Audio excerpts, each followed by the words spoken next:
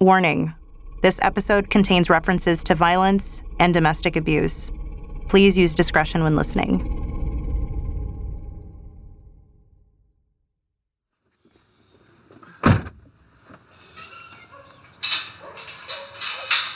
Buenas tardes. Hola, hola. I'm sitting in Marisa de Martinez's living room, and my hands are starting to sweat. Marisa has been kind enough to invite me into her home and sit down with me for over 2 hours to talk about some of the worst moments in Salvadoran history. And now, I have to ask her a question that I know she won't like. But it's the question that I really came here to ask. Perdóneme, pero creo que le tengo que preguntar sobre su hermano. Sobre Roberto, mira, a mí me han hecho muchas entrevistas sobre él y todo lo que pude contar lo encuentras en internet en las entrevistas que se han publicado, ¿verdad? I'm sorry, I tell her, but I have to ask about your brother. But she cuts me off. She knows the question is coming. She points me to the internet, to all of the other interviews that she's done in the past about him. I can't help but wonder what it's like to be in her position. To be the sister of someone who's infamous. It's no coincidence that Marisa goes by her married name, de Martinez, and not her maiden name, Dawison. He's been called a killer, a gangster, a psychopath. Major Roberto Dawison has come from the shadows to emerge as the country's new strongman, a man whose solution to the problems of El Salvador is to liquidate the communists. Roberto Dawison is one of the most infamous men in Salvadoran history. He's the founder of one of the country's biggest political parties. He was the leader of one of the country's most notorious death squads. And he's also the person that the UN says was responsible for the murder of Archbishop Romero. These two cables are both from the American Embassy in El Salvador, and it discusses a meeting during which Roberto Dawison plans the murder of Archbishop Romero.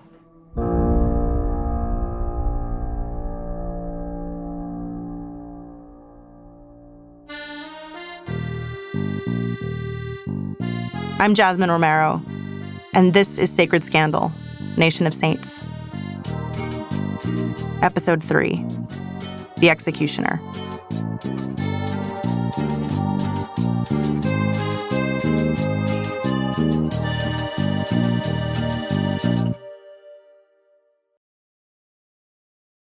When I was a kid, I was terrified of El Cucuy.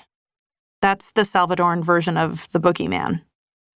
I would stay up at night, staring into the dark corners of my room, certain that at any moment, El Cucuy would come out of the darkness and take me away, to punish me for being mean to my sisters or for talking back to my mom. It's very common for Salvadoran moms to say, "No te portes mal, o te va a venir a agarrar el Cucuy." That's the kind of person that Roberto Dawison is for El Salvador. A larger-than-life creature. A boogeyman who would come under cover of darkness and punish you for your sins. In the same way that Oscar Romero was a symbol for the church, Dawison became a symbol for the military and the lengths to which it would go in the name of stopping communism. Dawison is commonly called El Mayor Dawison because he started his career as a military officer. He was only 16 when he enrolled in military school. And by 19, he was a member of the National Guard. Light-skinned and charismatic, Dawison rose through the ranks, and by 1972, he was chosen to train at the United States School of the Americas. According to the Pentagon, the mission of the school is to train the armed forces of Latin America, promote military professionalism, foster cooperation among multinational military forces, and to expand the trainees' knowledge of United States customs and traditions. That's Susan Sarandon, narrating a documentary about the school. The School of the Americas was created by the United States in 1946 with the specific purpose of training the future military officers of Latin America. After the Cuban Revolution, JFK ordered that the school focus on teaching anti-communist counterinsurgency. They taught cadets that the enemy was within their own people and that any suspected communist was a traitor to their country. When Congress later declassified training manuals from the school, they included tactics for torture, blackmail, extortion, and neutralization, a euphemism for unsanctioned murder.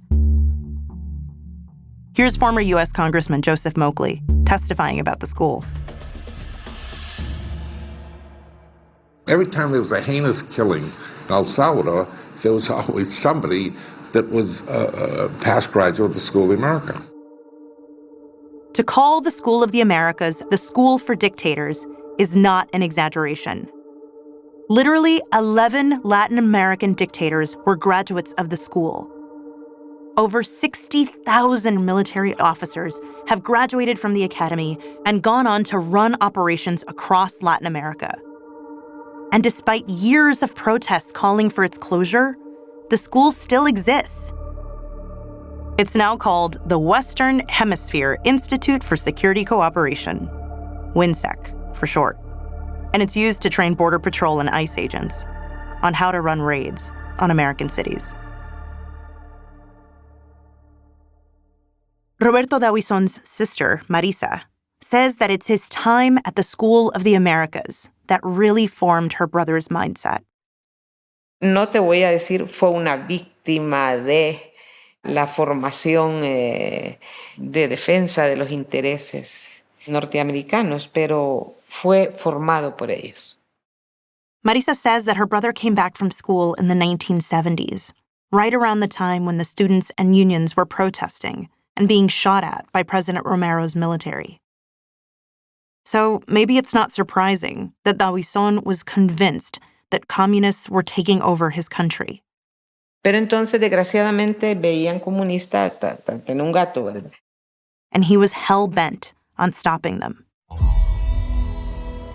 Highly educated and charismatic, D'Aubuison was given a special task by his superiors in the military: extract information by any means necessary. Find out who the communists are in every city, town, and village in the country.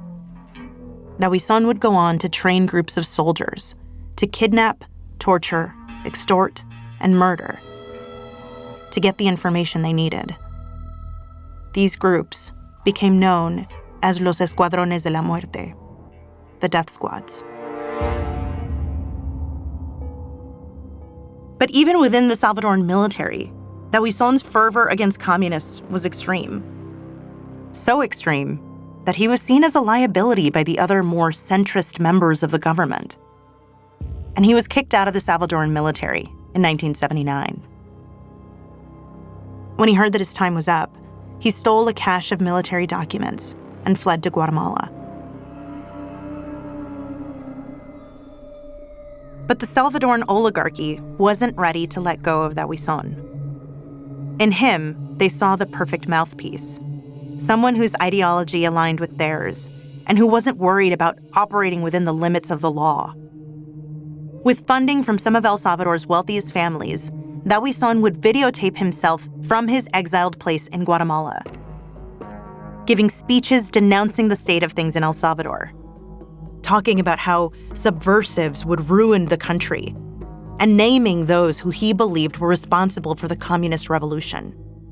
Estoy con ustedes por este medio porque, por razones ajenas a mi voluntad, decidieron darme 24 horas para que abandonara el país. Those tapes were then flown back to El Salvador and broadcast on national TV. Those he named often went missing or turned up dead shortly after he named them. It was in those broadcasts that D'Aubuison named one of his biggest targets, the church. This was in the years leading up to the assassination of Oscar Romero. The priests had become symbols of the enemy. Those TV broadcasts are where he popularized the phrase, haga patria, mata un cura, be a patriot, kill a priest. ¿Usted recuerda que estaban distribuyendo papeles que decían haga patria, mata un cura? Sí, Dawison, la desgracia yo guardé esas listas. Dawison sacó una lista, como éramos como 37, cerca de 40 curas. Haga patria, mate un cura. Y con lista en mano, y allí íbamos todos los criminales, según él. Father Benito Tovar says he remembers seeing flyers out in the street, printed with the phrase, Haga patria, mata un cura. Below it was a list of names of almost 40 priests from all over the country, including his name. ¿Su nombre estaba en esa lista? Sí, claro que sí, pues. Estaba Rutilio Sánchez, Rutilio Grande, Octavio Ortiz. Es que ya casi todos murieron. Rutilio Sánchez, Rutilio Grande, Octavio Ortiz, all priests who were killed. Those flyers were scattered all over cities by men in helicopters who would open the doors mid-flight and rain them onto the streets. Tiraban papeletas en los helicópteros, haga patria, mata un cura. Fue aterradora realmente. This slogan was brought to life on March 24th of 1980, when Oscar Romero was assassinated. Dawison had personally named him in a TV appearance just that week. When the Archbishop was gunned down, everyone suspected it was the work of Dawison and his death squads. But there was no proof. That is, until the Saravia diary. That's after the break.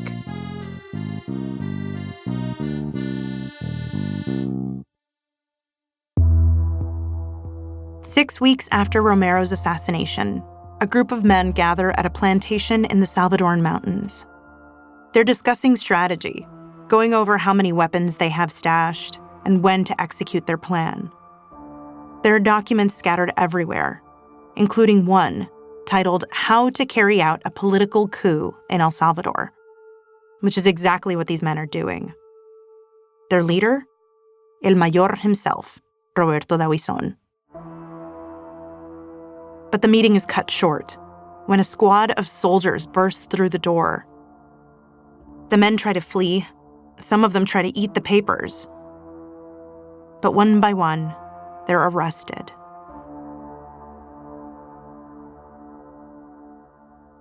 In the days after, the Salvadoran government will examine the trove of documents. And there's one in particular that will draw their interest. It's a page from a book belonging to a red-headed army captain named Alvaro Saravia. The book is Saravia's diario, his day planner. Most of the entries are mundane appointments, but there's one page in a strange handwriting. It contains a list of items.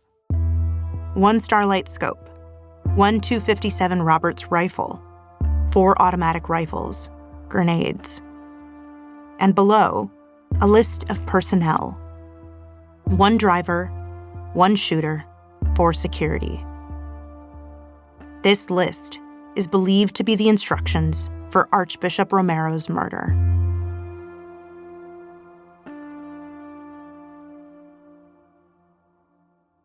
You'd think that evidence like this would be damning. Or at least it would put a stop to his political ambitions. I mean, the man was literally caught planning a coup. He titled his coup plot like a middle schooler. But it didn't even slow him down. While imprisoned, Dawison called every powerful ally he had made. All those rich oligarchs that had been funding his TV broadcasts made a huge stink about Dawison being imprisoned. He's released almost immediately. And all those documents that were confiscated are buried. Dawison goes off and continues operating his death squads with impunity. At this point, everyone is aware of these operations, including the United States government. Roberto Dawison planned and ordered the murder of Archbishop Oscar Romero. The evidence, we have eyewitness accounts of this. He is a leader of the death squads. That's Robert White, the U.S. ambassador to El Salvador under President Jimmy Carter. Carter was aware of the human rights abuses, but he was also deeply concerned about the rise of communism in Latin America. Just next door to El Salvador, Nicaragua's Sandinista movement had overthrown the military government in a communist revolt. Carter worried that El Salvador would be the next domino to fall, in part because by 1980, the FMLN, the armed resistance that we mentioned in the last episode, had officially declared war against the government. So Carter was caught between two imperatives: stop the spread of communism and stop the human rights abuses in El Salvador. The Carter administration would compromise by sending what it called non-lethal aid to El Salvador, like jeeps and helicopters. And they definitely wanted nothing to do with someone like Dawison. Here's Ambassador Robert White again. The Carter administration felt so strongly about Roberto Dawson's death squad activities that we classified him as a terrorist. We took away his visa. We denied him entrance into the United States Embassy. We made him a pariah as far as our acceptance goes. But in 1981, a new U.S. president was elected, one who had very different ideas on how to deal with El Salvador. Ronald Reagan. Central America is a region of great importance to the United States, and it is so close. San Salvador is closer to Houston, Texas, than Houston is to Washington, D.C. Rather than distance themselves from Dawson, Reagan's administration pulled him closer. Here's Robert White again. The Reagan administration came in, rehabilitated him, issued him a visa, made him a welcome guest in the embassy. He was constantly being entertained by our high-ranking visitors. In a very real sense, the Reagan administration created Roberto Dawson, the political leader. They thought, hey, maybe we can shape this guy into someone we can use. And Roberto Dawson seized the opportunity. With the support of his new U.S. allies and some wealthy Salvadoran oligarchs, he created his own political party, one with values modeled directly after the U.S. Republican Party.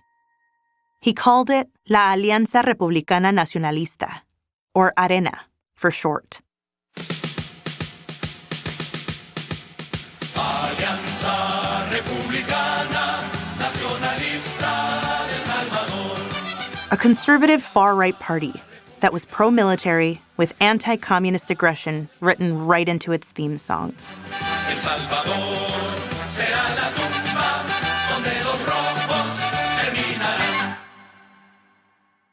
In case you missed it, that lyric was, El Salvador will be the tomb where the Reds come to their end. With his new political party and the support of the U.S. government, Dawson went on to run for the Constituent Assembly, the Salvadoran version of Congress, and win. And pretty soon, Dawson would be running for an even higher office. Patria sí, comunismo no. Y así comenzamos a unirnos. The Salvadoran presidency. That's after the break.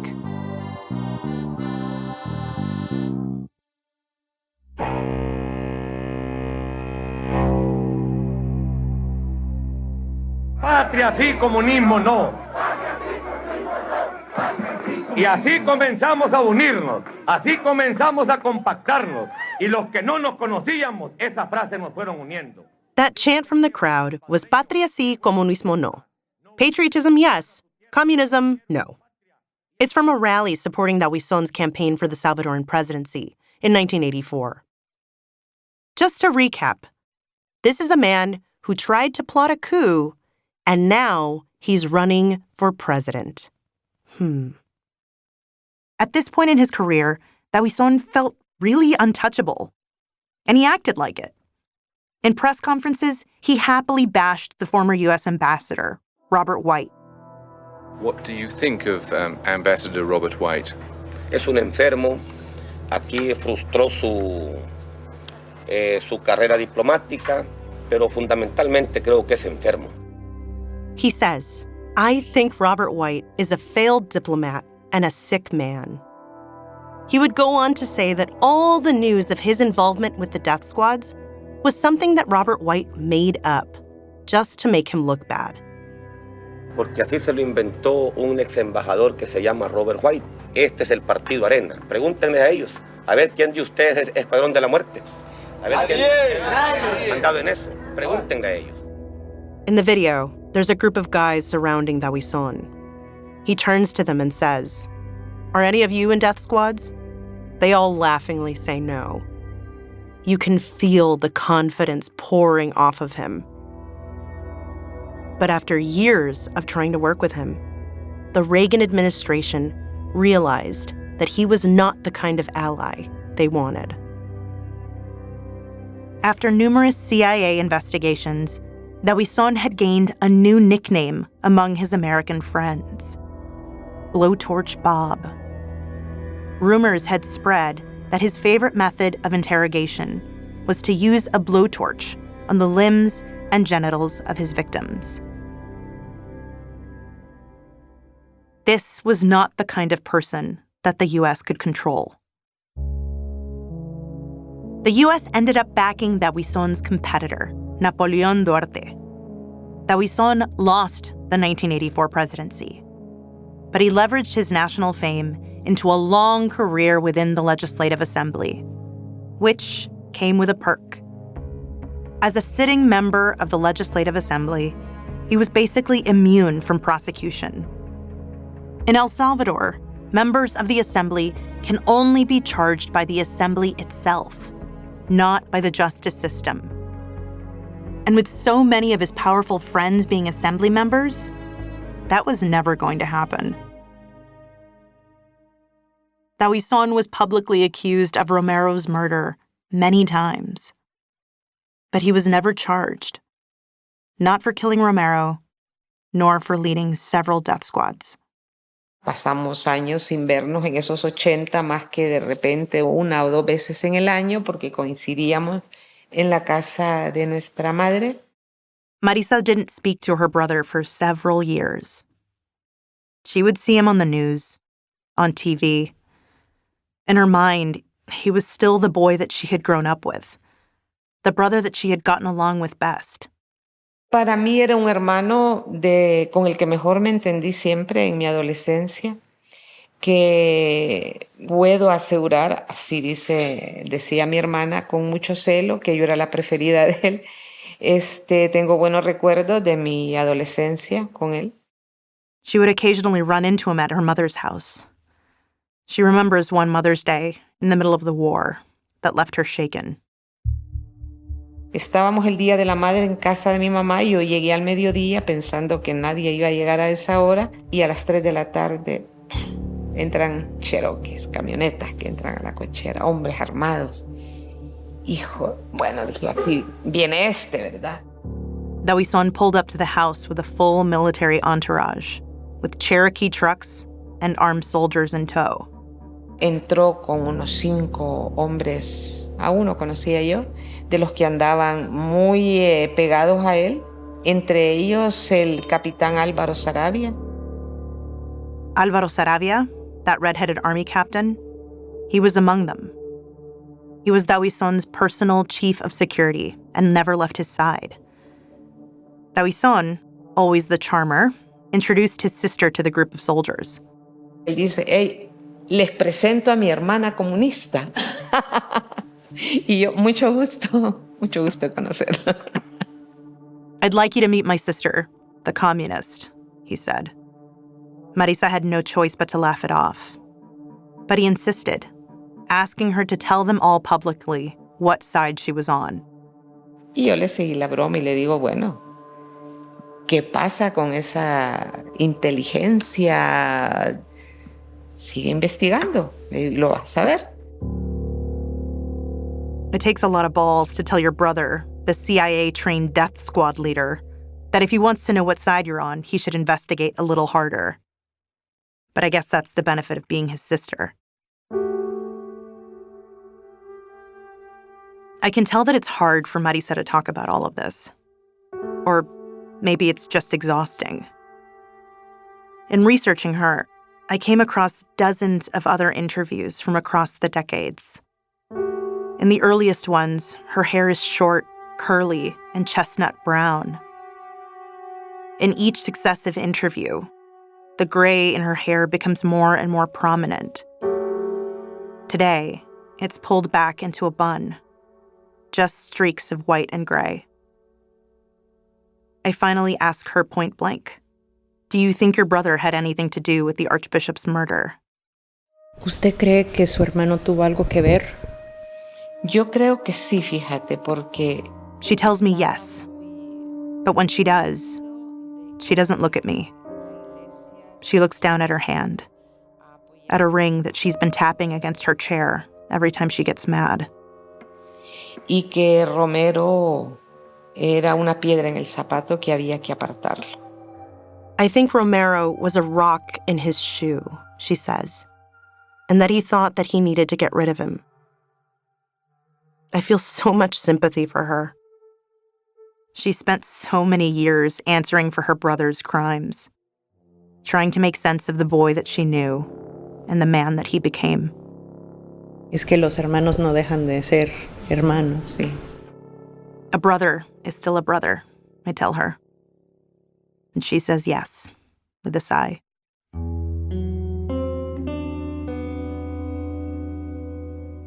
Roberto Dawison was diagnosed with an aggressive throat cancer in 1992. After a long period of estrangement, Marisa did go to the hospital and bid her brother goodbye. Ya cuando estaba moribundo, y antes pasó unos 3 meses antes de que muriera, yo lo visitaba. Lo visitaba al menos unas 2 o 3 tardes a la semana. Siempre estaba viendo televisión, muñequitos animados. Marisa would sit a couple afternoons a week with him, watching cartoons. They never spoke about the war or of Archbishop Romero. Que al menos hicimos las paces, ¿verdad? Dawison's cancer progressed rapidly, eating away his vocal passage. In a dark twist of irony, the man who was the voice of so much death and agony died with an empty throat at the age of 48. Fue un cáncer terrible, ¿no? Le comió casi toda la garganta y sufrió bastante. Looking back, I can't help but think about all the times that Roberto Dawison could have been stopped. But at every turn, people saw a charismatic figure who they thought that they could use for their own purposes. First, the military, then the oligarchs, then the U.S. government. Roberto Dawison died in 1992, but he left a long shadow in El Salvador.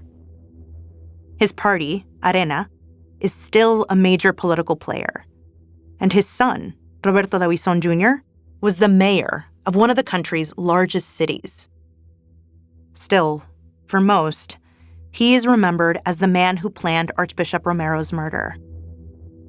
It's a comforting and convenient end to the story.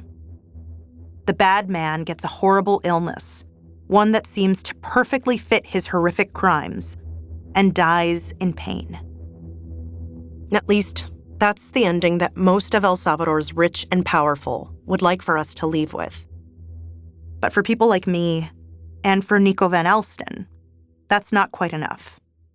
There was a whole group of people that were funding these death squad killings, which were largely organized and orchestrated by Dawison, but he wasn't the only one. That's Nico Van Alsten. Nico mostly focuses on environmental law. But I've also done, over the years, a great deal of pro bono work, and in particular in the area of international human rights work. Which I find to be an odd hobby. But Nico grew up in California, like me, and he was introduced to the Oscar Romero story pretty early on. I was in high school in Northern California, and I remember was the funeral for Oscar Romero. And I was, generally aware of the growing number of death squad killings. So when Nico got the chance to work on a case that would hold Oscar Romero's murderers to account, so of course I leapt at it. After the coup plotters were arrested in the 80s, many of them managed to get released and disappear. Saravia, that red-headed army captain who was Daweson's chief of security, was one of them. But in 2004, it was discovered that Saravia was living in Modesto, California. He had a used car sales shop, as I recall. So Nico joined forces with the Center for Justice and Accountability to bring a civil lawsuit against Saravia and his unnamed financial backers. Why Alvaro Saravia? Because he was in the U.S. and we had jurisdiction. We could bring a case against him. The problem in El Salvador is that there had been no criminal prosecutions concerning the Romero killing, and it was impossible at that time. So there was no justice for this, really terrible crime. In 1992, the Salvadoran Assembly voted to enact a sweeping amnesty law. It absolved everyone of crimes committed during the war. That included not just the high-profile crimes, like the murder of Archbishop Romero, but thousands of other killings during the war. For every Oscar Romero, there are thousands of teachers, activists, journalists, and normal civilians who got caught in the crossfires. Thousands whose names we don't know, who will never have a monument or plaque named in their honor. Likewise, for every Dawison, there are thousands of military generals, politicians, and funders responsible for the violence, who will never see justice. That's why Nico Van Elsten and the CJA filed their civil lawsuit in 2004. They couldn't do a criminal suit in the U.S. courts, but they could sue for damages. Basically, go after Saravia and the people who had been bankrolling the death squads. There was definitely a core of oligarchs that were funding a lot of the death squad killings. And Dawson was kind of the bridge between the military elements that were doing that work, taking their uniforms off and going out and doing this as a hobby on the side. The lawsuit not only named Captain Alvaro Saravia as responsible for killing Archbishop Romero, it also included 10 John Does, those shadowy figures, most of them operating from boardrooms in Miami, who were known funders of the death squads, the oligarchs. Saravia was chief of security, as he liked to call himself, to Roberto Dawson. He was not, he was not giving the orders except to the low-level folks. He was taking the orders from Dawson, who clearly worked it out with those that were funding those efforts.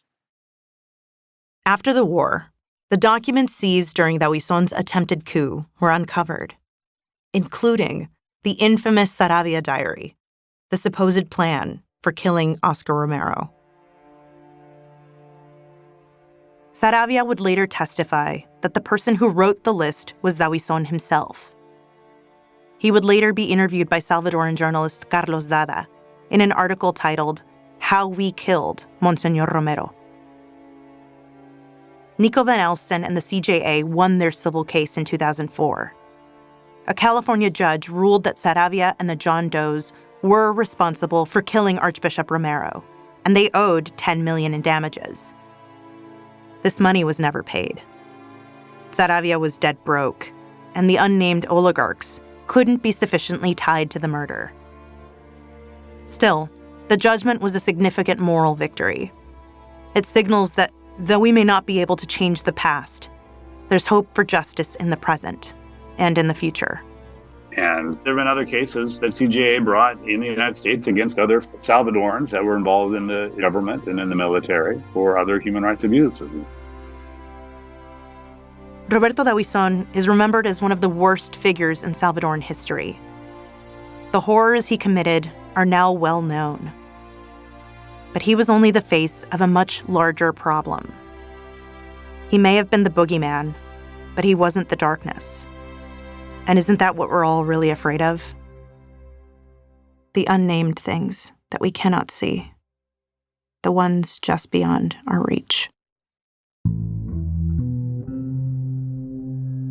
On the next episode, the moment that finally woke up the American public, exposed a cover-up, and forced Ronald Reagan to answer for what was happening in El Salvador. It is reported today from El Salvador that 4 Americans have been killed there. That's next time on Nation of Saints. If you're interested in learning more about the trial against Álvaro Saravia, I highly recommend Matt Eisenbrandt's excellent book, Assassination of a Saint.